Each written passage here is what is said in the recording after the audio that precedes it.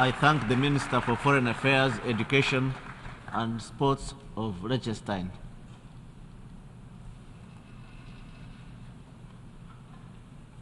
I now give the floor to Her Excellency Katharina Corona, Minister of Europe and Foreign Affairs of France.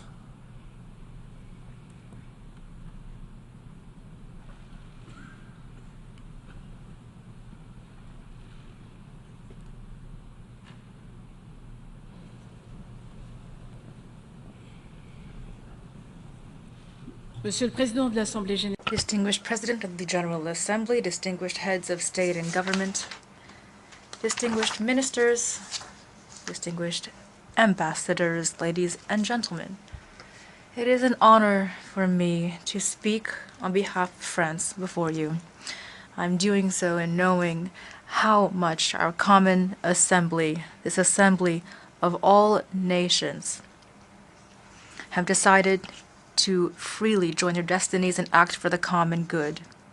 I speak before you in this spirit, in the spirit of those who almost 80 years ago sought to build on the ashes of the previous world to bring interstate relations into a new era, an era in which all of us understand that while defending our own interests, we must abide by common principles, an era in which we all understand that those who are mighty today may be weak tomorrow, where the enemies of yesterday could be the friends of today. That is the path that France and Germany took, an era when power is governed by law, when the common challenges of humanity are at last taken on collectively instead of along the lines of every man for himself. It's what we learned to do in Europe when we overcame centuries of conflict through cooperation and trust. It is this quest for the common good, the spirit of the UN, that guides France's international action, the spirit of a power that is confident in its principles, compassionate, and always willing to act collectively for the common good. What are our principles? They are the principles that this assembly reaffirmed by a vast majority when it condemned the Russian aggression against Ukraine 3 times now already. Nothing can morally or legally ever justify the invasion of a neighboring state, to attempt to annex territory through underhanded maneuvers and martyrize the population. France defends these simple principles of equality between states, respect for the territorial integrity and their sovereignty. These are principles that no one should compromise. France also defends the principle of food security.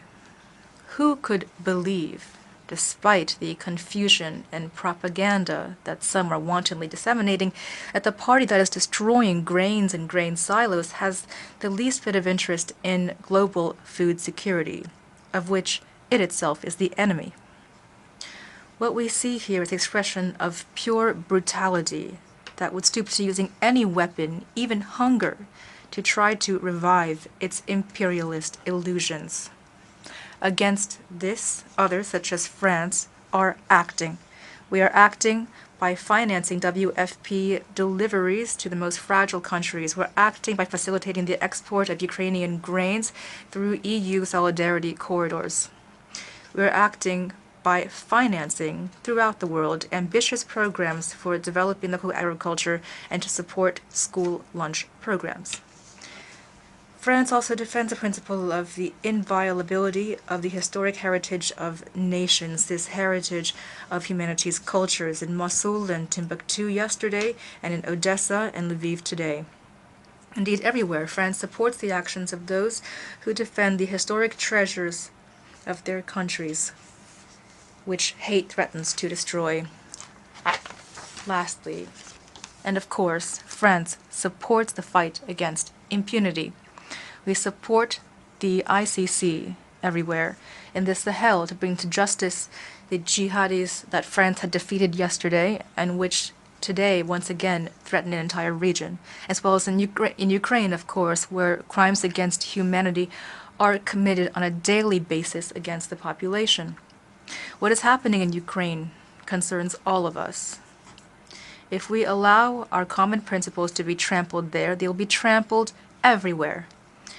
If we let this aggression be rewarded, other instances will occur there or elsewhere. Ladies and gentlemen, the Russian war of aggression is also a blow against the most vulnerable countries. It imposes upon us all today a duty of solidarity. Last year, France became the 4th largest donor, joining 3 friendly powers, the US, Japan, and Germany. This is the result of patient investment, which I am proud to present to you. France stands with those who are threatened by hunger, as evinced by the appeal a few days ago to protect agricultural infrastructure, the massive increase of our food aid, which has reached almost 1 billion euros now, and which benefits 67 countries, including Nigeria and Sudan, newly this week, as well as our hosting of the Coalition for School Meal Programs in Paris on October 18th and 19th, and the replenishment meeting of the International Fund for Agricultural Development in December, with the goal of raising $2 billion. Our action for solidarity also clearly aims to allow for access of all to financing needed to combat poverty and carry out energy transitions in the long line of the ambitious UN agenda to attain the SDGs. The President of the French Republic has taken the initiative, therefore, to hold a summit on a new financial pact, a global pact which took place in Paris on June 22nd, 23rd, and which allowed us to outline a plan to increase public and private financing commensurate with the challenges of international solidarity. This summit led to immediate positive outcomes, such as the signing of a partnership for energy transition in Senegal, or JET-P, as well as an agreement reached on Zambian debt. These are pledges which France has worked toward for years, and they were upheld. That is the case, for example, with regard to the reallocation of $100 billion in special drawing rights. The Paris Pact for Peoples and the Planet, which stemmed from this summit at the end of June, lays out clear principles to tackle head-on and simultaneously the challenges of poverty, climate change, and biodiversity loss, ensuring that no country is forced to choose between these goals. I call on all states that have not yet done so to endorse this pact. Our action for solidarity is also that of a country that has exceeded by more than 1 billion euros its financial pledges on climate, allocating 7.6 billion euros last year. It is the action of a country that continues to work tirelessly to protect the lungs of our planet. In June 2025, France will be hosting the UN Conference on the Ocean, which it will co-organize with Costa Rica in order to maximize the protection of this crucial carbon sink, the ocean. I'm counting on your support and your support for our commitment to protect forests and to build partnerships to conserve forests. Our action for solidarity is also that of a country that will always be committed to promoting and defending human rights. This December, we will celebrate the 75th anniversary of the Universal Declaration of Human Rights in Paris and in Geneva. This will be a moment to pay tribute to all those who are fighting to defend rights and freedoms, to protect human dignity, rights to which all of us aspire throughout the world. I'm thinking as well of the rights of women, especially in Afghanistan, where women are repressed because of their gender by a Taliban regime that sadly has placed a policy of segregation and violence against women at the heart of its political identity. Our solidarity also goes out to all those who risk their lives for others. For example, the Blue Helmets and the 116 humanitarian workers who have been killed, those who were injured and abducted last year. We must better protect them, and France stands entirely by their side, as said this week, together with our humanitarian partners. Based on these principles, France will always be willing to engage in collective action for the common good. Concerning the climate, today we're seeing that our lack of ambition can lead to disasters. Storms, fires, floods have all marked this year throughout the world that have killed tens of thousands. The latest IPCC report and the stock-taking implemented before the COP28 ought to alarm us. We cannot turn away from this. We must, on the contrary, act rapidly and collectively to address these common challenges which spare no nation. It is urgent, but it is possible. To do so, we have a method, a tried and true method that has led us to results in the past. The method of the Montreal Protocol, which allowed us to resolve the ozone layer issue. The method that we used to arrive at the Paris Agreement in 2015 together. It is the method that ought to ensure that the BBNJ Treaty can enter into effect as soon as possible, to protect marine areas, as well as to attain the ambitious goals of the Kunming-Montreal Agreement on Biodiversity. And we hope there will be a legally binding agreement adopted to eliminate plastic pollution. This method is the only one that allows us to go beyond awareness and to act with resolve, commitment, and responsibility. It is called multilateralism. In light of climate destruction, the devastation of our natural habitat, the depletion of our biodiversity, you can count on France to take initiatives. The multilateral method is also the method that will allow us to resolve proliferating international crises. In Nagorno-Karabakh, the international community ought to ensure that a population that has suffered 9 months of a merciless blockade, which has seen a campaign of bombing and destruction, can at last see its rights and security guaranteed. Orders imposed upon a besieged civilian population cannot be a solution, and the threats against Armenia itself and encroachment on its territory already documented must end. In Africa, we believe in African solutions to African problems, and we support African regional organizations whenever they ask for our support. We do so in Niger, where France supports ECOWAS and its efforts to restore constitutional order, which has been threatened by force since the democratically elected president, Mohamed Bazoum, has been dealing with an attempted coup. In Sudan, a deadly war has been raging for over 5 months. Civilians are the primary victims of this heinous conflict. It is our duty as the international community to continue unflaggingly to seek solutions for peace. We once again urge the belligerents to cease hostilities and to spare civilians, to permit a humanitarian ceasefire, and to generate an inclusive political solution. Nor can we tolerate the conflict in the east of the DRC, which for so long has been based on the same grounds and caused the same casualties. There as well, France supports regional mechanisms for conflict resolution to facilitate a negotiated and peaceful solution. France is and remains a reliable and faithful ally of African regional organizations when they fight for peace, development, democracy, and the security of the continent.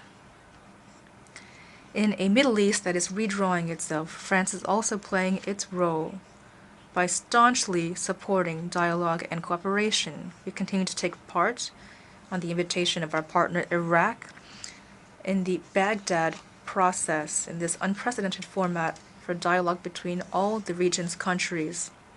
They will be once again meeting very soon to work on specific projects to meet the clear need for cooperation between these countries.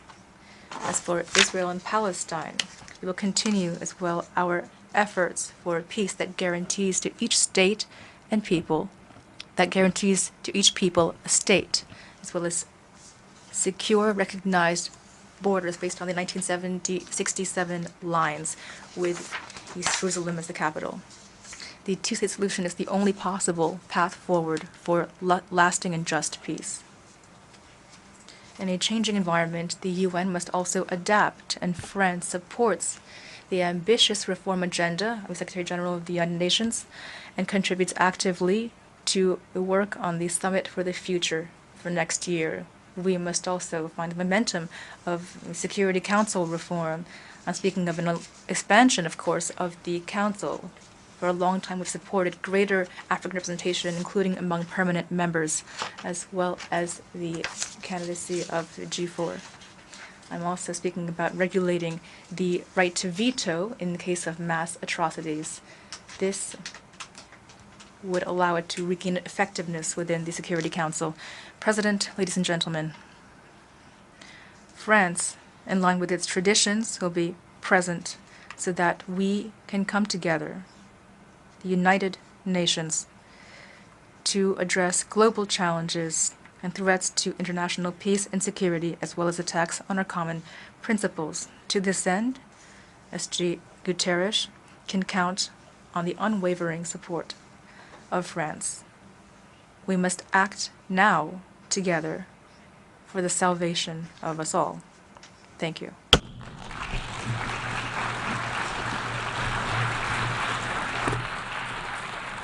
I thank the Minister for Europe and Foreign Affairs of France.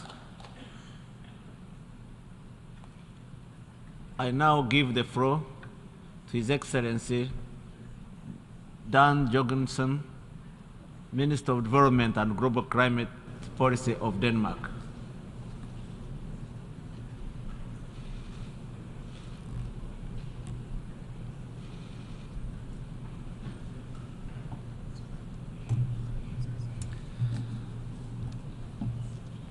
Mr. President, Mr. Secretary General, distinguished delegates. The world is off track. This is the uncomfortable truth. 8 years ago, we adopted the 2030 Agenda for Sustainable Development. Denmark had just assumed the presidency of the General Assembly. The adoption of the SDGs was a proud moment, not just for Denmark, but for all of us.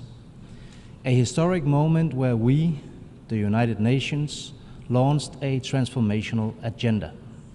Today, we need transformational action, urgently and on a massive scale. We need to get the SDGs back on track. We need to fast-track the green transition and accelerate climate adaptation. And we need to revitalize multilateralism and bring the UN and other institutions of global governance firmly into the 21st century. These are immense tasks, but they are neither impossible nor optional. It is the duty of our generation to get the world back on track, to break the vicious circle of distrust and division that is undermining our ability to act collectively, and to replace this vicious circle with one of trust and solidarity, as highlighted in the overarching theme for this year's UNGA. Trust is not built on the promises we give. It is built on the promises we keep. Mr. President, halfway to 2030, only 15% of the Sustainable Development Goals are on track to be realized. The rest are only progressing slowly. Some are even moving in the wrong direction. This year, we celebrate the 75th anniversary of the Universal Declaration of Human Rights. And it is as relevant today as ever. The SDGs seek to realize the human rights of all. Yet, human rights are under pressure around the globe. This is not least true for women and girls, more than half of the world's population. For the first time in a generation, extreme poverty is increasing. Hunger levels are surpassing those of a decade ago, while climate shocks are hitting those most vulnerable at an accelerating speed. More than 360 million people are in need of humanitarian assistance worldwide. All governments have a responsibility to prioritize the SDGs at home. But for some countries, that is easier said than done. According to the Secretary General, developing countries need a staggering $3.9 trillion between now and 2030 in order to achieve their goals. To bridge that gap, it is necessary for others to help. It is our shared responsibility. For more than 40 years, Denmark has met the UN target of providing at least 0.7% of GNI for development assistance. And we continually encourage other rich countries to prioritize this target as well. But even if we all lived up to the 0.7 UN target, it would still only cover 10% of the financing gap. It is simply not enough. We need to find new, innovative ways to finance the 2030 Agenda and to realize the Paris Agreement's goals by mobilizing domestic as well as international sources, including private capital. This year, Denmark is increasing our grant-based climate finance to the highest level ever. $745 million, of which approximately 60% will be allocated for adaptation. Next year, we will double our contribution to the Green Climate Fund to approximately $234 million. We are also increasing our support to the Danish Development Finance Institution, enabling it to triple its annual contribution to climate finance in developing countries, from $300 million today to approximately $900 million towards 2030. Denmark, a country with a population of just below 6 million people, expects this year to contribute more than 1% of the $100 billion target. We expect our share to be even higher next year. For Denmark, delivering on our promises is a matter of assuming global responsibility as well as showing international solidarity. Mr. President, to mobilize financing for development and climate action, we also need to better leverage the enormous potential of the international financial institutions. The development banks, including the World Bank, must raise not billions, but trillions of dollars for climate action and the SDGs. Growing burdens of debt are keeping struggling economies in a deadlock. A new creditor landscape is challenging existing mechanisms for debt treatment. This is a challenge we need to tackle together as a global community and with the constructive engagement of all creditors. Denmark is deeply engaged in these efforts. We will be pushing for the highest ambitions at the upcoming annual meetings of the IMF and the World Bank in Marrakesh, as well as at the COP28. The international financial architecture must be revised. Who decides? Who benefits? Is it fair? Is it working? This is a conversation we need to have. The international financial architecture must reflect the world of today rather than the world of yesterday. Mr. President, the climate emergency is worsening. 2023 is on track to become the warmest year ever recorded. Unless we do something dramatic, the extremes of today will soon become the new normal.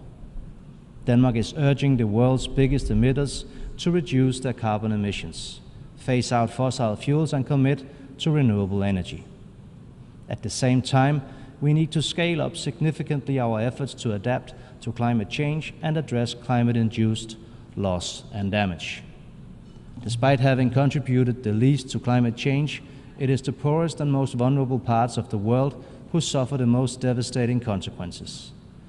We need to make COP28 the turning point in overcoming this global injustice.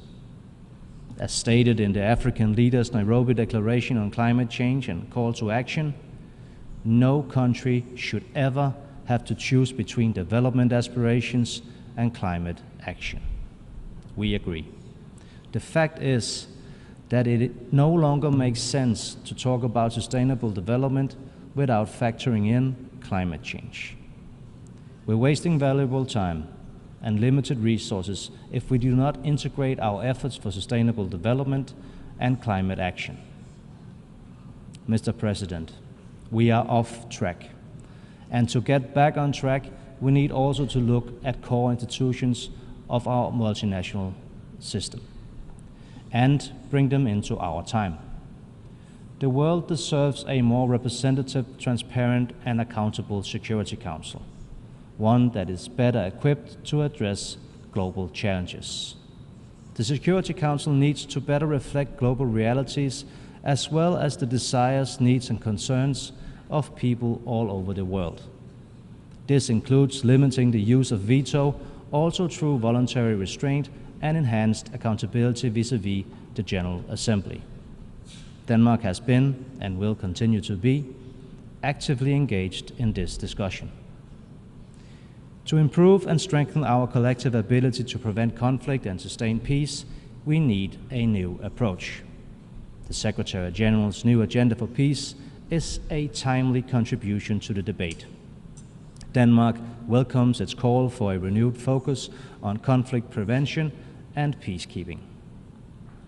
As a current member of the Peacebuilding Commission and a major donor to the Peacebuilding Fund, we know it is one of the most valuable and efficient tools in the UN toolbox.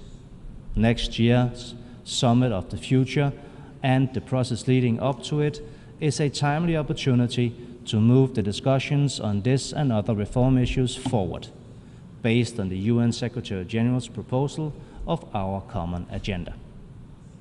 Mr. President, trust in multilateral cooperation is based on the universal respect for the rules that are underpinning it, and on accountability for violations of those rules. Russia's blatant disrespect of the most fundamental principles of the UN Charter, including the principle of territorial sovereignty, is a tragedy for the United Nations. It is a look into a brutal world where international law has lost respect among nations and might is right. The war is not just an unspeakable tragedy for the people of Ukraine, it has devastating effects for the people around the world suffering under food shortage and other global consequences of this senseless war.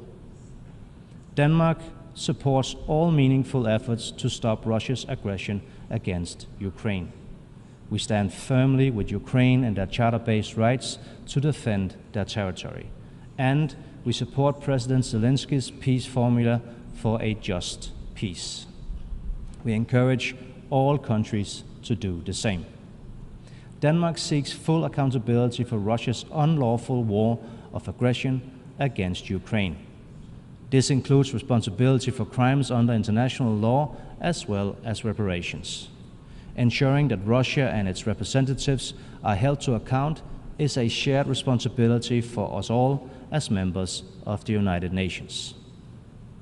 Mr. President, we take hope in the fact that following Russia's attack against Ukraine and against the UN Charter, we have seen overwhelming support for the Charter among UN member states. This we must build on. We have no choice.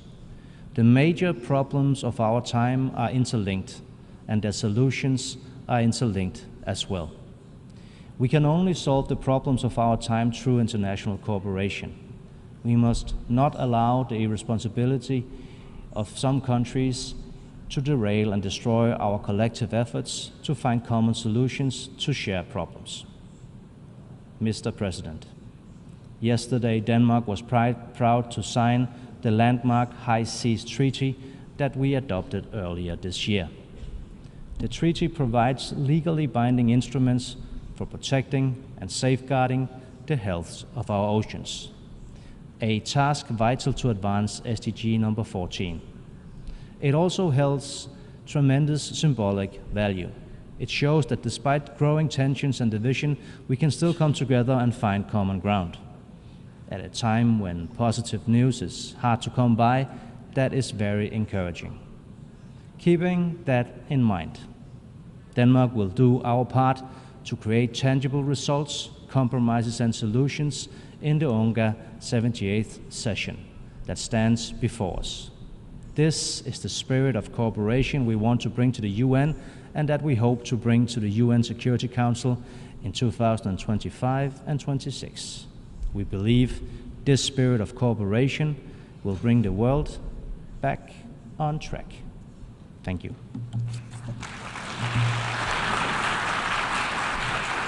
I thank the Minister for Development and Global Climate Policy of Denmark.